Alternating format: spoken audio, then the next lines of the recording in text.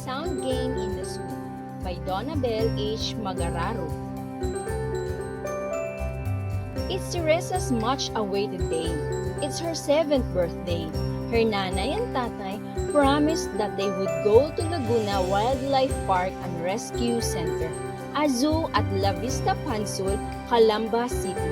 As promised by her parents, today the family will visit the Wildlife Park and Rescue Center. To make their visit fun and memorable, they decided to play a game. Teresa would be blindfolded and led by her parents near the animals' cages. She has to identify each animal by listening to the sound it makes. Nanay, tatay, and blindfolded Teresa approached the first animal. Teresa listened well until she heard this loud sound. Neigh, neigh, neigh, neigh. Teresa exclaimed, "It's a horse! It's a horse!"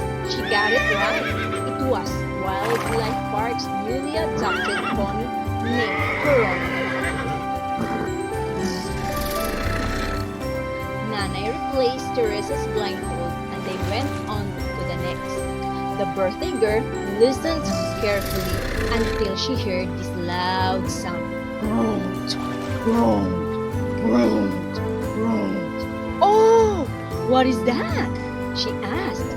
"I think it's a crocodile." She got it right. It's a caiman crocodile. The sound guessing game continued. Other animal sounds interested right from the following. Soft sound made by a snake.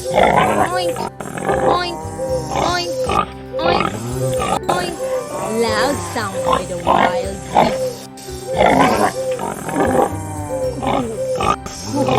Gentle sound from pigeons. And whoa, whoa, whoa. A loud sound coming from